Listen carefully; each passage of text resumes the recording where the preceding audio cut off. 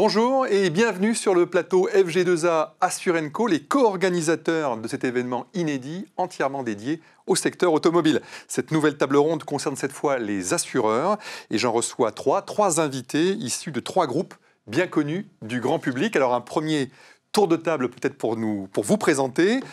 Bonjour Stéphane Muller, vous êtes le directeur général adjoint de la Matmut. Bonjour. Bonjour Mathilde Dardivilliers, vous êtes la directrice commerciale grand compte chez AXA Partenariat. Bonjour. Oui. Bonjour Mathilde. Bonjour Charlotte Bichet-Dallehuin, vous êtes leader des écosystèmes Ma Mobilité et Ma Vie Quotidienne chez Allianz. Bonjour. Et vous avez un peu mal à la gorge, je Et crois. j'ai la voix un peu cassée. Très bien, donc on va commencer par vous. Juste en quelques mots, expliquez-nous un peu plus votre rôle et l'activité véritablement que vous managez chez Allianz aujourd'hui. Donc, j'anime notamment l'écosystème de la mobilité. C'est un écosystème qui a été créé en 2018 et qui a vocation à rassembler de manière pluridisciplinaire et dans un fonctionnement agile tous les collaborateurs qui, chez Allianz, travaillent sur la mobilité. Donc, aussi bien les personnes de la technique, du marketing, de la distribution, de l'IT. Donc, la mobilité, aujourd'hui, chez Allianz, c'est 4 millions de véhicules assurés, dont 2,5 millions par nos 2500 points de vente, agences. Oui. Donc, c'est un portefeuille qui est en croissance, avec à peu près une part de marché de 8%. Et c'est, bien sûr, le souci d'accompagner au mieux nos clients en leur proposant les offres d'assurance et d'indemnisation les plus adaptées, dont je pense on va parler. On va effectivement parler. Donc vous avez vraiment une vision 360, tout à fait, on va dire, du secteur. Mathilde, vous, un mot donc sur les partenariats chez AXA, en quoi consiste-t-il ? Oui, donc je fais partie d'une BU, d'une business unit qui s'appelle AXA Partenariat chez AXA France. Donc AXA Partenariat, c'est une BU dédiée au partenariat en B2B2C sur différents secteurs. Alors la mobilité, dont on va parler aujourd'hui, mais on adresse également le retail, le telco, la santé, d'autres secteurs de nouvelle économie. Donc le marché de l'auto chez AXA France, c'est évidemment un marché très important. On est l'un des leaders en France. Ça représente 4,7 millions d'assurés chez AXA France. Voilà. Donc je suis ravie de pouvoir en discuter tous ensemble. Formidable. Stéphane, un mot donc sur la Matmut. Alors vous êtes le directeur général adjoint, mais plus particulièrement sur sa branche automobile. Qu'est-ce que vous pouvez nous dire ? Oui, moi j'ai en charge la branche IARD de la Matmut et donc ça inclut l'automobile dont on assure au fond l'ensemble de la gestion de l'écosystème, de la définition des produits à leur tarification en passant par les opérations de prévention, d'assistance et puis quand ça arrive, la gestion des sinistres, notamment les plus complexes. Et ça pour nos 2 900 000 véhicules assurés et vendus à travers nos 480 agences sur l'ensemble du territoire français. Ah oui, quand même, d'accord. Donc si je fais les comptes, 2,9 plus 4,7 plus... ça fait quand même beaucoup. Il y a beaucoup de gens représentés aujourd'hui grâce à vous. Je reviens vers vous, Charlotte. On va effectivement donc on va parler avec vous d'Allianz et plus particulièrement on va commencer par la problématique RSE. Quand on a préparé l'émission, on a beaucoup parlé de ce qu'elle engendre désormais, cette problématique, donc responsabilité sociétale des entreprises. Il faut un peu repréciser de quoi on parle. Donc en clair, c'est contribuer, on va dire, aux enjeux de développement durable des sociétés. Pour le coup, lorsqu'on le met dans le périmètre Allianz, ça veut dire quoi ? Ça évoque quoi pour vous, je dirais, cette problématique RSE ? Oui, donc c'est sûr que la transition énergétique, c'est un vrai sujet aujourd'hui pour les assureurs. Et c'est vraiment sur l'auto où elle trouve une emprise assez forte parce que l'indemnisation est concernée au premier plan. Donc la transition énergétique, pour moi, c'est à 3 niveaux. C'est dans les offres qu'on propose avec l'assurance de l'électrique, c'est dans l'indemnisation et donc la partie gestion des sinistres, et c'est aussi sur l'évolution de notre portefeuille. Donc sur la première partie, qui est la partie offre, donc bien sûr, on assure les véhicules électriques avec une offre dédiée depuis 2016 et un réseau d'indemnisation qui est très vite monté en gamme pour gérer les spécificités en fait, par exemple du dépannage des véhicules électriques ou de la réparation ou des batteries. Donc ça, Donc c'est plus particulièrement, là pour le coup, je vous coupe, excusez-moi, c'est plus particulièrement lié notamment à la gestion de la batterie, par exemple, quand vous parlez de spécificité. Oui, ou par exemple le dépannage qui ne se fait pas de la même manière pour les véhicules électriques. Et voilà, il faut, par exemple, on assure la batterie, on assure le câble, donc il faut ajuster l'offre et surtout ajuster derrière la manière dont on indemnise.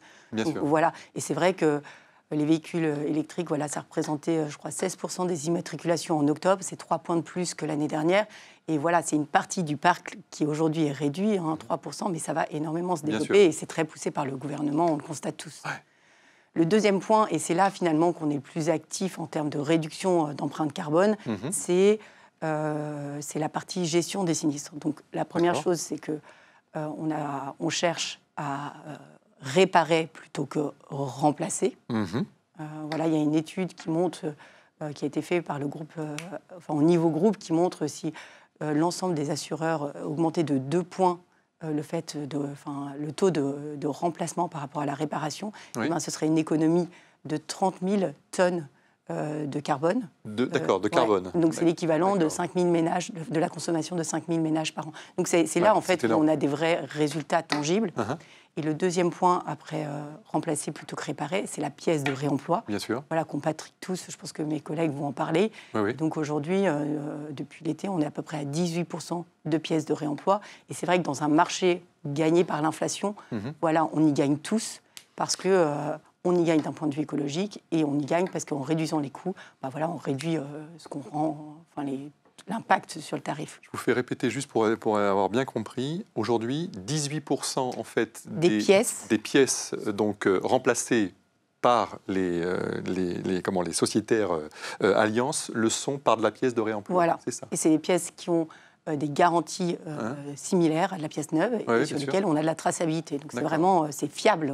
Vous surperformez là en la matière ou pas là, vous avez on est effectivement parmi des acteurs bien avancés sur ce sujet. Ouais. Stéphane Muller, vous vouliez réagir par rapport à ça, par rapport à effectivement pour ce qui est du compte de la Matmut, du bon usage, je dirais, de la pièce de réemploi. C'est important pour vous aussi, ça ?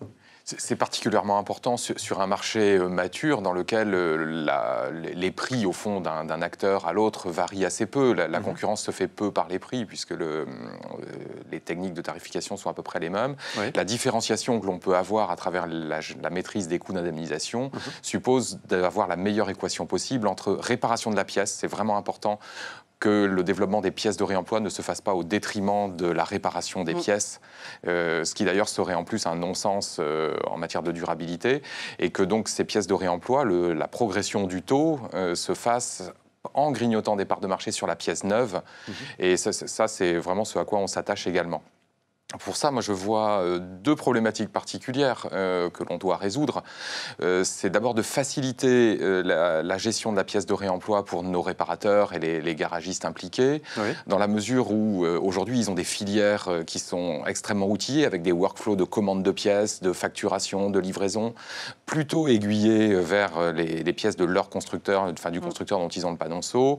Et je crois qu'il faut que la profession, au fond, étende sa valeur aussi sur cette part de l'écosystème pour animer avec nos experts libéraux, avec les réparateurs et nous-mêmes évidemment, une capacité à simplifier la vie du réparateur dans la commande de la pièce. C'est le premier point particulièrement important. Et le second, c'est au fond cette approche de la pièce de réemploi ou de la réparation. On a eu depuis 30 ans des discussions avec les constructeurs pour faciliter la réparabilité, pour trouver le bon équilibre entre des véhicules plus facile à construire, moins cher à construire, mais aussi facile à réparer. Et on voit qu'on va devoir avoir cette même discussion avec les constructeurs de véhicules électriques.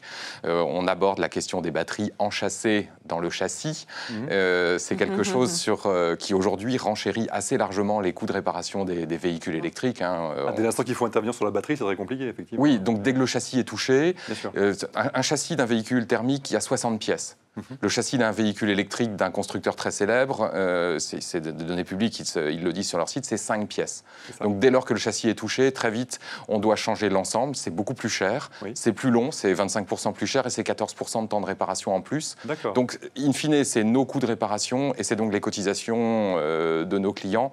Et c'est cette discussion qu'on doit avoir maintenant avec les constructeurs de véhicules électriques. Alors qu'on en reparlera, mais alors qu'à l'inverse, on peut penser que le véhicule électrique est plus fiable, malgré tout, que le véhicule thermique. Mais en cas, d'après ce que je comprends, c'est en cas de sinistralité, par contre, ça complique les choses et ça renchérit le coût. Hein, c'est ça, hein. Ouais. J'ai bien compris. On pourrait prolonger, mais c'est vrai que sur le véhicule électrique pose des problématiques techniques particulières qui sont liées au fait qu'il est d'un côté plus simple, et effectivement, nous on s'occupe plutôt de la carrosserie et du châssis quand il y a des accidents, et moins de la mécanique. Il est plus simple mécaniquement, mais il pose d'autres questions, notamment quant à son système de freinage et de pneus qui n'ont pas fini de faire parler sur l'équation en termes de durabilité. Oui, sur ce que ça coûte et le temps que ça dure, effectivement. Et sur les risques d'incendie aussi, parce que la batterie peut prendre feu. Et donc il y a aussi pour les assureurs le risque d'incendie sur la batterie. Tout à fait. Juste, toujours à propos de la pièce de réemploi, Mathilde, chez AXA, et comme chez les autres d'ailleurs, est-ce qu'il y a véritablement une incitation en fait, à l'utilisation de la pièce de réemploi? Alors, l'incitation, je ne sais pas à quel point elle peut être, mais ça fonctionne comme ça chez vous aussi? Oui, on propose effectivement des pièces de réemploi, mais si vous me permettez, j'aimerais bien... Alors, les sujets de transition écologique, pour moi, c'est des sujets qui me tiennent vraiment à cœur. Je me félicite, je pense qu'on peut tous se féliciter de voir que l'industrie automobile est organisée et a vraiment accéléré sur ces sujets de transition écologique. Et du coup, ça montre bien qu'on a des fleurons de l'industrie française qui prennent à cœur ce sujet-là. Je pense que nous, en tout cas chez AXA aussi, c'est des sujets très importants. Alors, Charlotte l'a évoqué, on a adapté nos offres, on a proposé des garanties spécifiques pour les véhicules électriques, liées au câble, la batterie, si on a une panne d'énergie, le fait de pouvoir être remorqué vers une station de charge adaptée. La panne électrique, c'est compliqué, effectivement. Voilà, oui. Et effectivement, nous, on va plus loin. Alors, on propose des pièces de réemploi. Nous, on a un réseau de garages agréés chez AXA. Et donc, on propose à nos assurés une pièce de réemploi. Et en 2022, on a économisé 8 900 tonnes, on parlait de tonnes justement de CO2, grâce à l'utilisation de ces pièces de réemploi. On a un objectif de plus 7% sur 2023, qu'on sait déjà qu'on va atteindre, donc c'est tant mieux. L'idée, c'est de continuer sur les années futures. Et on est à peu près sur des bilans équivalents quand on propose une réparation plutôt qu'un remplacement.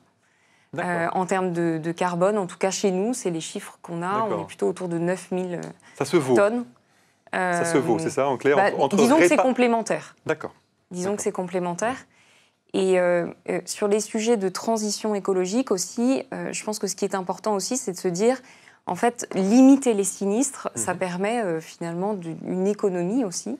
Et donc à ce sujet, chez AXA France, on propose à nos assurés de leur envoyer des SMS ou des alertes quand il y a une inondation ou une tempête qui est prévue. Et on se rend compte que 7 assurés sur 10 ont des comportements adaptés, différents, suite à la réception de cette SMS. C'est ça, ils réagissent en fonction de la réception du SMS. Et donc finalement, c'est du gagnant-gagnant pour tout le monde, pour la planète, pour l'assuré, et également évidemment pour nous, puisqu'on a une charge sinistre moindre. Et c'est typiquement ce qui s'est passé pendant la tempête de ce week-end. On savait tous qu'il y avait des arbres qui allaient tomber. On a tous envoyé des textos, des mails à nos assurés. Mettez votre voiture à l'abri. Et effectivement, je pense que c'est... Et ça a permis d'économiser. Ça marche. Ouais, ça marche. Parce que je crois qu'il y a eu un comparatif entre ce qui s'était passé là cette fois-ci et celle de 2000, il me semble, et qu'effectivement, dans des circonstances un petit peu similaires, voire même pire pour celle-là, on a eu beaucoup moins de sinistres qu'on en avait eu effectivement à l'époque, sans doute par cette prévention. Je continue sur la thématique effectivement de la RSE. Est-ce que vous avez le souhait, j'imagine que oui, mais expliquez-nous un petit peu, Charlotte, le souhait d'anticiper la logique de décarbonation véritablement du secteur? Comment vous vous y prenez, je dirais? Donc, bien entendu, et le groupe a annoncé un objectif de décarbonation, de réduction de 30% des émissions carbone de notre portefeuille d'ici 2030. Oui. Donc, effectivement, on prend des engagements et c'est toute la filière, comme tout le monde l'a souligné, qui est engagée. Je pense qu'il y a un point qu'on n'a pas encore souligné, c'est aussi tous les véhicules qui sont irréparables aujourd'hui. Et ça représente quand même, certes, une faible partie, mais une partie non négligeable de nos VHU. On appelle ça chez nous les irréparables. Les irréparables, d'accord. Donc, qui soit finissent à la casse. Et donc nous, véhicules hors d'usage. Oui. Voilà, ce qu'on cherche, c'est au maximum les recycler par des pièces qu'on peut réutiliser. Et donc ça, c'est assez abouti sur les véhicules actuels. Mais il y a toute la question qu'on est en train de développer sur le véhicule électrique. Parce que là, on est beaucoup moins mature sur tout ce qui est recyclage des batteries et tout. Bien sûr. On sait que c'est beaucoup moins abouti. Donc ça, c'est aussi une filière qui doit se développer. D'accord. Oui, d'ailleurs, je vous pose la question à tous. Effectivement, il y a aussi un principe d'accompagnement, justement, des VHU. Lorsqu'un véhicule, Stéphane, oui, pour la Matmut, lorsqu'il y a un véhicule qui arrive comme ça en fin de vie, donc, et qui est assuré chez vous, vous accompagnez, entre guillemets, l'assuré pour qu'il aille gentiment déposer son véhicule dans un lieu de recyclabilité? Alors, la réalité de ce type de cas, en fait, c'est le garage, le point, le réparateur agréé dans lequel le véhicule a été déposé. Après le passage de l'expert, on s'aperçoit que le véhicule est irréparable ou la réparation coûterait plus cher que sa valeur vénale. Donc, le véhicule est, entre guillemets, mis à la casse. C'est là où les guillemets ont toute leur importance, parce que ce métier-là a beaucoup évolué. Et on accompagne cet écosystème-là, justement, en orientant le véhicule dans des réseaux qui permettent le recyclage de la pièce, la récupération de tout ce qui va pouvoir l'être dessus, que ce soit des pièces de carrosserie ou des pièces mécaniques, pour les réinjecter ensuite dans le système après révision, après reconditionnement, et justement participer à cette économie circulaire. Mathilde, chez AXA, c'est un sujet aussi, j'imagine, le véhicule hors d'usage. Mais... Chez AXA, c'est un sujet. Effectivement, je pense que ça reste quand même un sujet à développer sur la partie véhicule électrique. Nous, on a une centrale d'achat qui est dédiée qui permet de fournir à nos réparateurs des pièces de réemploi, donc qui se fournissent bien quelque part.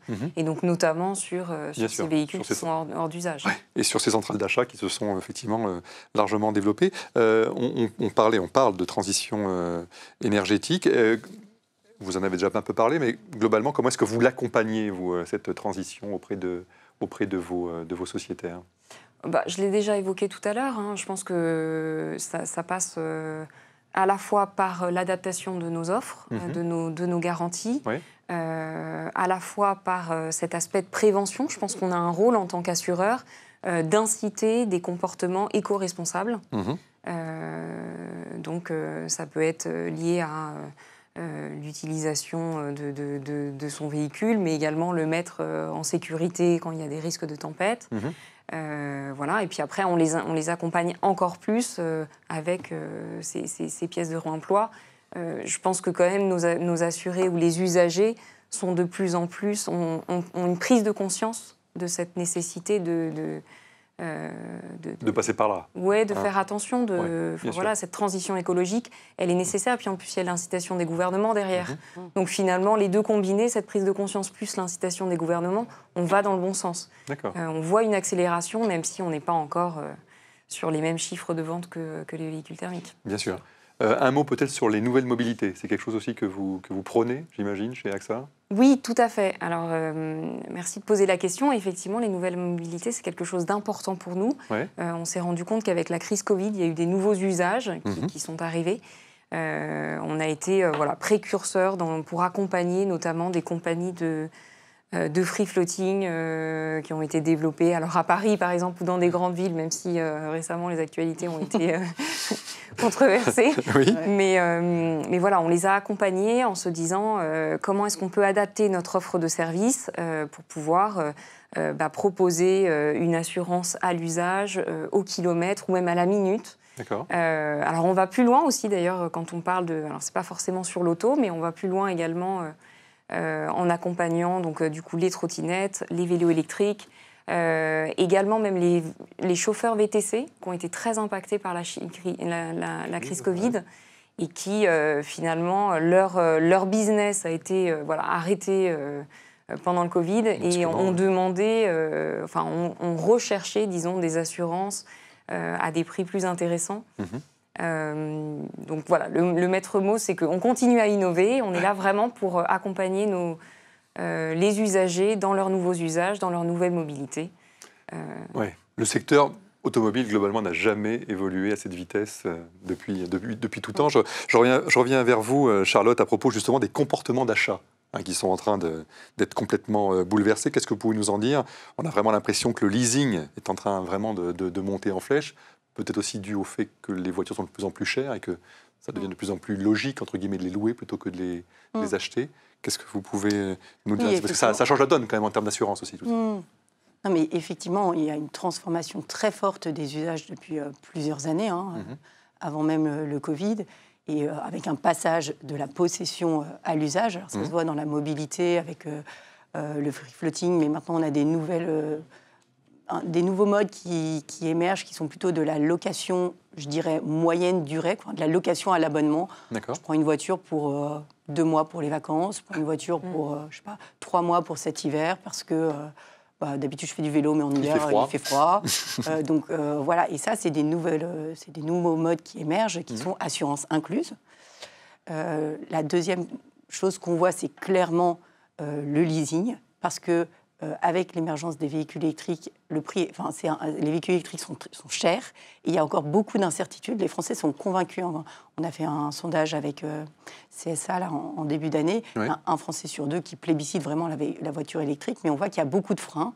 Il y a des freins sur le prix, il y a des freins sur la recharge, le manque d'autonomie, la recharge et tout. Ouais. Et du coup, avec ce système, cette incertitude, les gens vont plus, l'incertitude et le prix vont plus vers le leasing.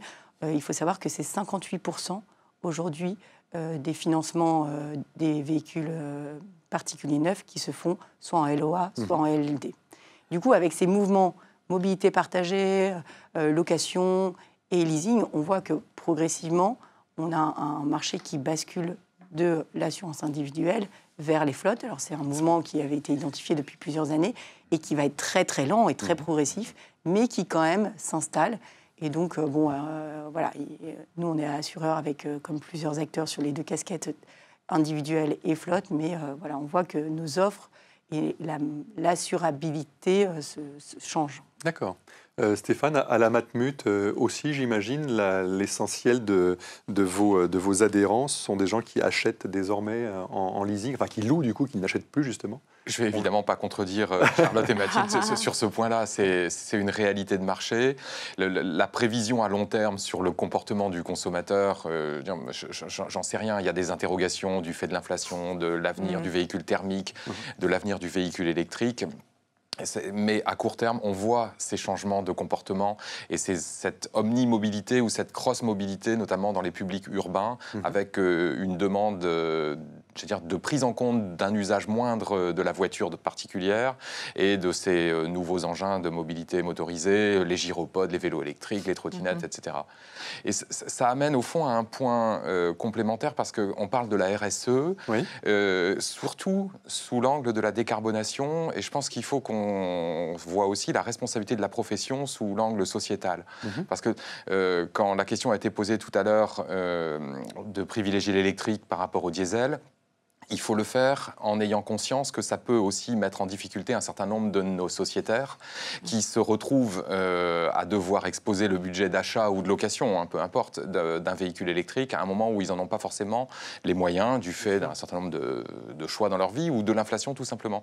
Et donc l'équilibrage des 3 piliers de la RSE est quelque chose, c'est un art consommé, je pense, sur lequel il faut qu'on soit attentif de façon globale en tant qu'assureur, pour ne pas exclure, au fond, une partie du public de l'assurance demain. Oui, on ne parlera pas des ZFE aujourd'hui, mais effectivement, oui, complètement. Il y a un vrai problème par rapport à ça, et c'est vrai que, effectivement, autant vous le disiez, les Français sont prêts à passer à l'électrique, mais pas à n'importe quel prix. Il y a quand même des freins. Complètement. Et on est particulièrement attentif à ça, en fait. J'imagine. Juste, je refais un tout petit aparté à propos de l'avenir des services en amont. Stéphane, vous vouliez nous dire peut-être quelque chose par rapport aux alertes qui sont proposées, notamment l'alerte vol. C'est quelque chose que vous fournissez, entre guillemets. Comment ça se passe? Oui, alors, assurance et services, c'est un thème qui a quelques dizaines d'années aussi. À la Matmut, On reste des assureurs. Notre métier, c'est vraiment d'assurer la capacité de déplacement de nos assurés, de nos clients. Et les services que l'on conçoit se font, au fond, dans cette optique-là. Donc, l'idée de pouvoir accompagner le client, lui certifier, lui apporter un service de protection juridique à l'achat ou à la revente du véhicule, de pouvoir lui permettre de signaler un incident, un vol, une panne pour permettre une meilleure prise en charge par l'assistance. Oui, c'est des services qu'on développe de plus en plus.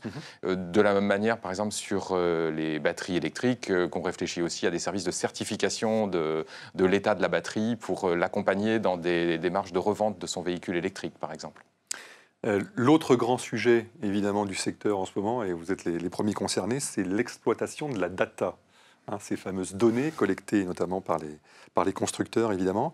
Il y a une politique particulière qui s'exerce sur ce sujet chez la Matmut ?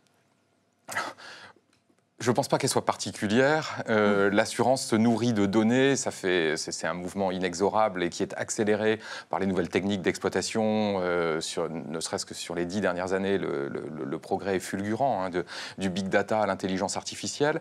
On voit que l'exploitation de cette donnée a permis d'affiner la sélection du risque, d'affiner même des opérations de prévention par une meilleure connaissance de nos clients, de leur zone de circulation, de leur âge, de leur approche de la conduite.